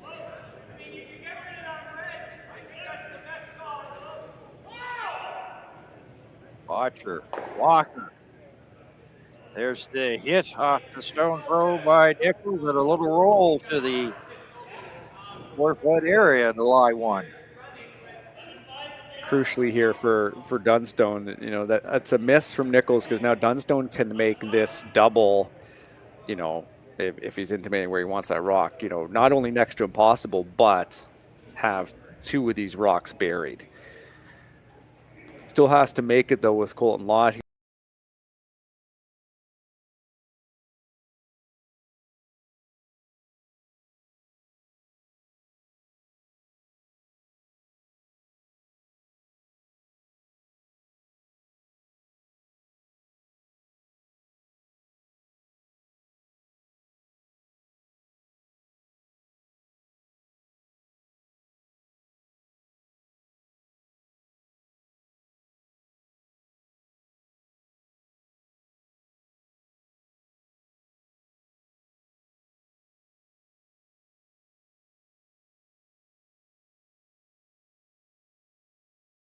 Either that or you try to kind of throw some speed, but I think you really have to end up somewhere near this Yellowstone where Mark Nichols has his mount.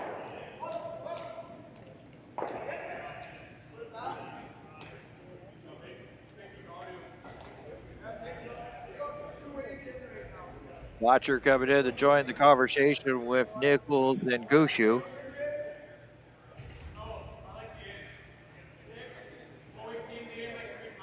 I mean, these are all top-level play callers. It's more about, here's what I'm thinking. If someone comes in, okay, if you thought about this, they could also do this, right? Maybe someone is thinking, that 4 or 5 steps ahead, and maybe they say, hey, have you thought about this potential outcome? So just where they just put the broom at the end, I think it's the corner freeze on this yellow. So shrink the scoring area for sure.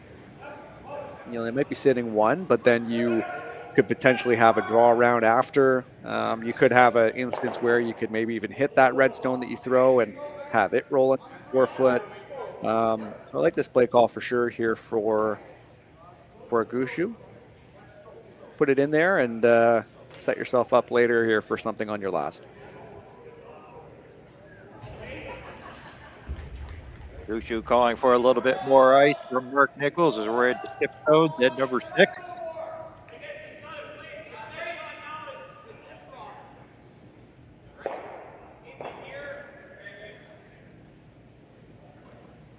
They had the late game last night, so they've had short rest to get back here and be ready for this quarterfinal Monday.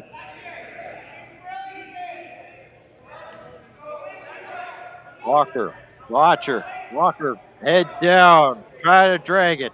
Nichols joining the party as well.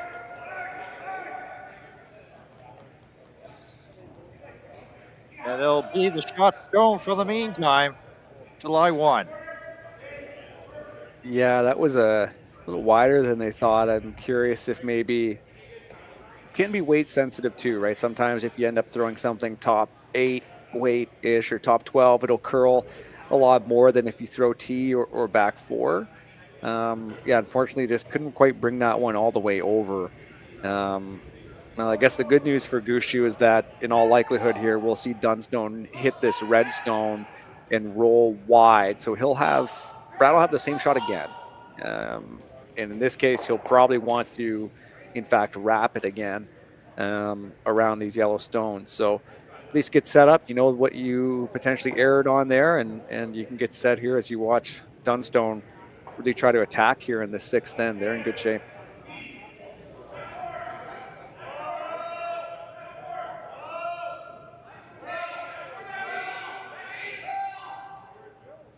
First to 2 from Dunstone. And number 6.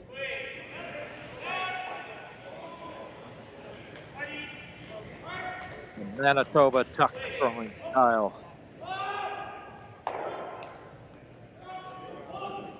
You're going to get a good chunk of this red stone for sure. They'll punch it. Will they stick around? They will be back 12.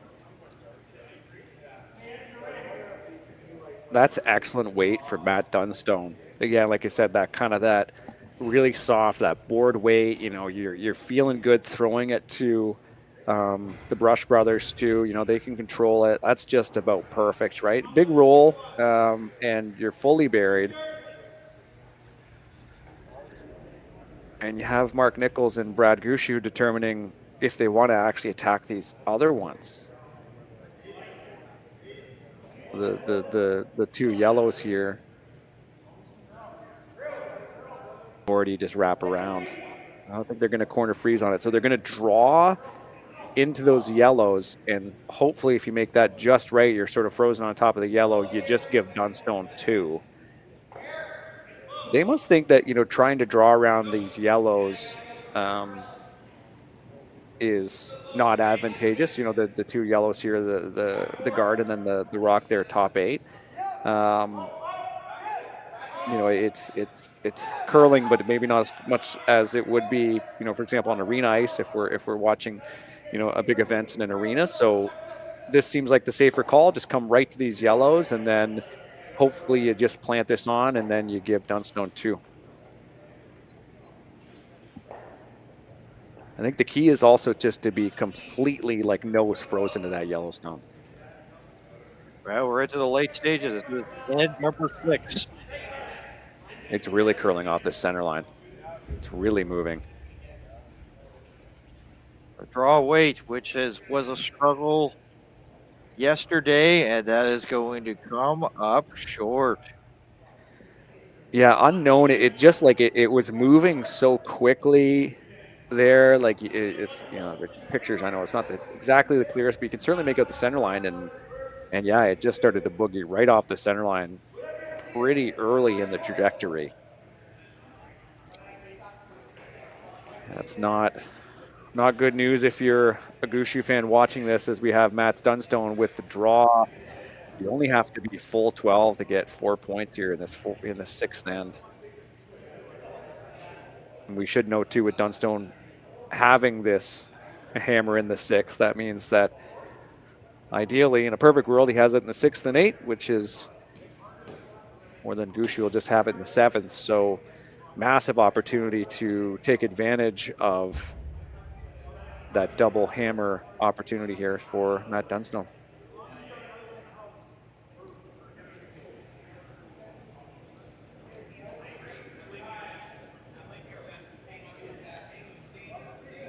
He had the hammer at number 1, and he put up a crooked number. He's looking to put up a crooked number times 2.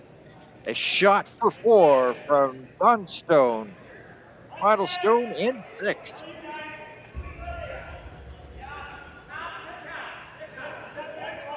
They're taking this one a little wider, and smart just to have the brush down all the way. You know, your tolerance is certainly to be heavy on this one. You've got lots of ring to throw to, and that's a pretty nice draw here from this team out of Manitoba. Count them up. 1, 2, 3, 4 for Dunstone. A 7-3 lead.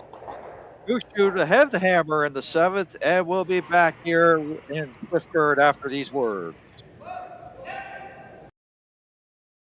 We asked Saskatchewan what they know about 5G. More speed, more innovation. It's gonna make our lives a whole heck of a lot easier. This is what 5G looks like.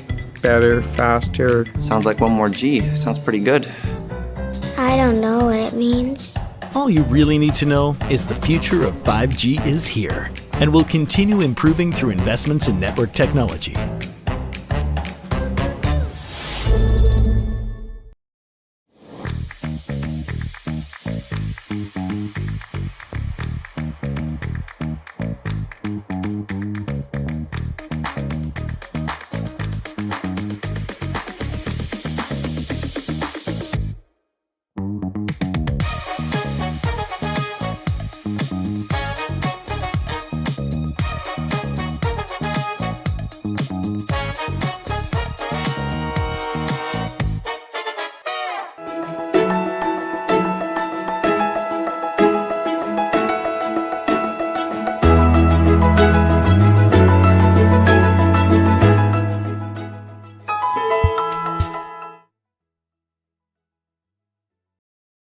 Hey, Ben, what's the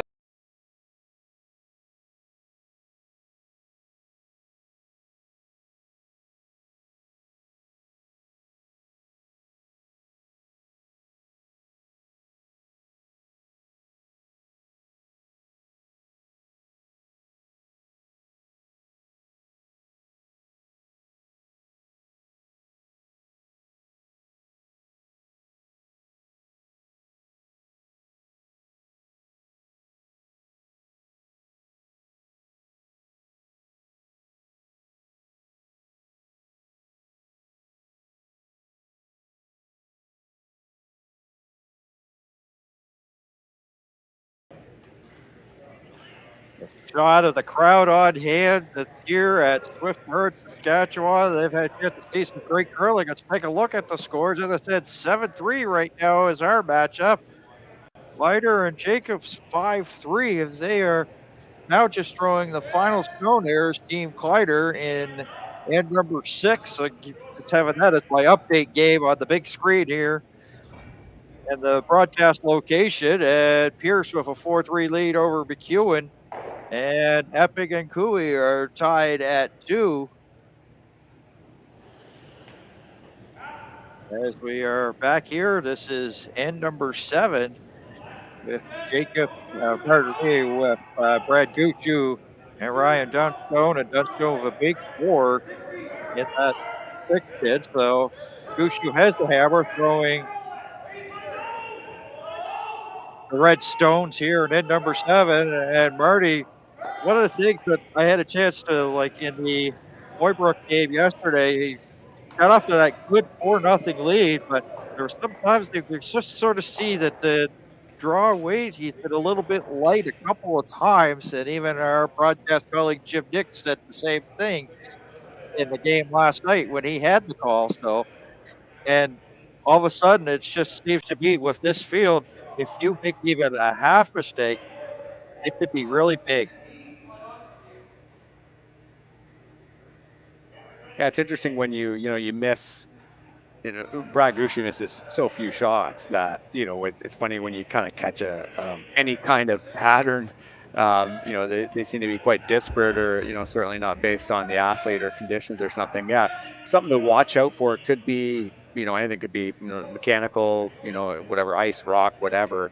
I guess he was throwing inside out. That might have been different. That they might have been fooled by that path, but obviously we had the sweepers there on that pretty early. So yeah, I mean that's an astute observation to have be brought forward, and especially as it sort of comes around in the playoffs again. So something to watch for here in the 7th, because you would ideally, if you're Brad Gushue, have a draw for a couple points at the end here to try to bring this game within reach. So something to keep in mind as we see a classic double shot here from Team Dunstone, wicking this guard off and having your shooter roll out. Might be a little too much. Oh, that's just but they'll try to push that rock out there is Dunstone with the blue jacket here, scraping it towards the back and outside. That is just a fantastic shot. Again, something that's been ported over from the doubles game. You can have your shooter roll out, but you can move that stone that's in the playing area anywhere. And they put the rock there. I think the Reed Crothers that maybe called that area in the back, they called it the coffin corner. That's such a precise shot. Comes down to weight, right? For sure. But, if you really think about, if you're a club curler, you're like, okay, I want to be able to push this rock that's, about right here, 1 or 2 guard. I want to be able to push it back to that corner. Some curlers, if they want to send it to the opposite side, they would be tempted to throw, like at, like board or something, or quite a bit of weight, when in reality, you kind of want to you kind of want to throw a soft board or something, or because you can't get a big chunk of it because you need your shooter to roll out. So that's a really, really precise shot. And again, just complete credit to this team, because you just see, just in the doubles game with the power play situation, you just see exactly how much it nullifies an end like this, right? Because now, Brad's in robot mode because he just has to call the same thing now, right? You're just putting it right back. There's no opportunity to attack. That is, I think that for a shot early in an end, I don't think people give that shot nearly enough credit. So well played there by BJ. 7-3 at our game here. 7-3. Jacob over Kleider as they play the 7th. So the 7th are wild on this Monday morning here for Cliff Kirk.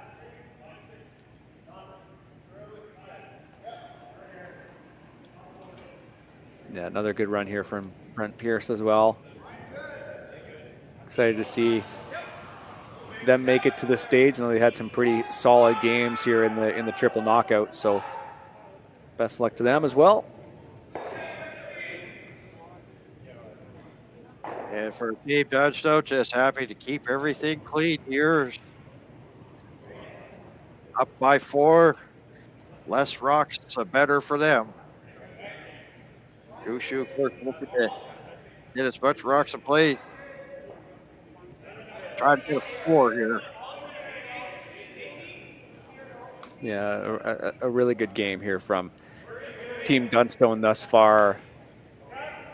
You'd really hope that they were able to settle in with BJ joining the team, and I'd imagine they're in a good shape. Just the familiarity, not only with his brother, but the rest of the team. He's a known quantity, so yeah, it's good to see that they're playing quite well, and this will be a nice little bonus that they're able to sort of move on in this event.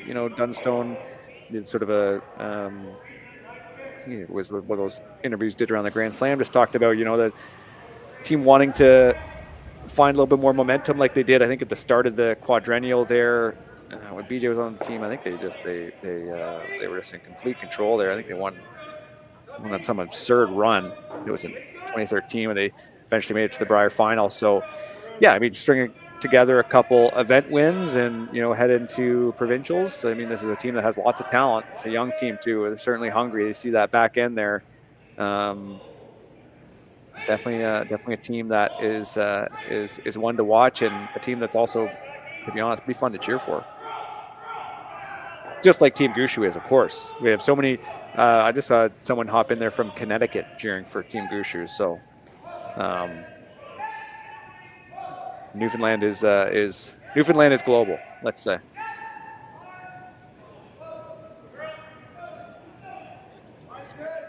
Got to go to the back 8.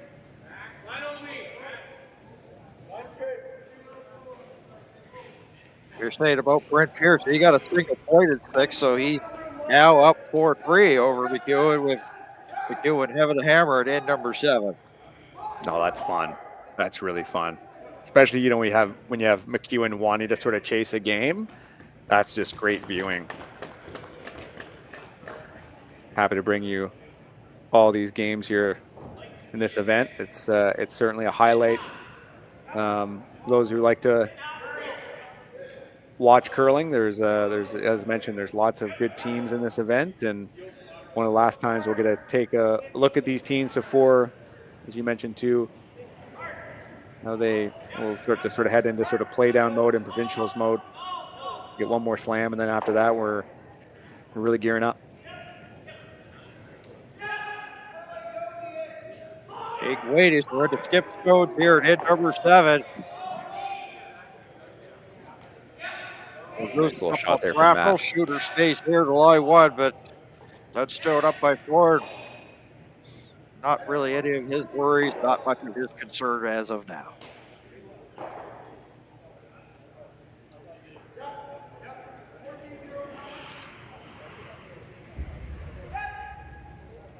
So the winner of this game will play the winner of Ryland Kleider and Brad Jacobs is the 4-5 game. And Mike McEwen would be technically the second seed, is another team that went in to the A qualifier. They're playing 7 and Brent Pierce, and then you have John Epping and Kevin Cooey at 3 and 6. John Epping's another team that was really one to watch. Quietly putting together some big wins and spiels here in Ontario and elsewhere. Really intriguing outfit out of Northern Ontario.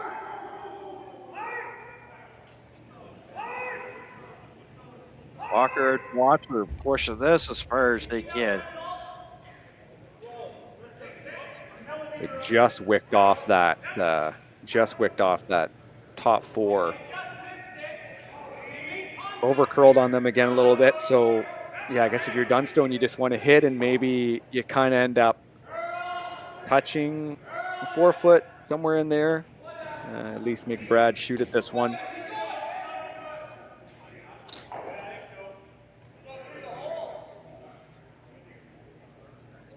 Yeah, not the execution that Team Gushue would have wanted out of this last one for sure. But again, it comes back to that perfect tick here from Hardin. It really does change a complexion of an end quite quickly.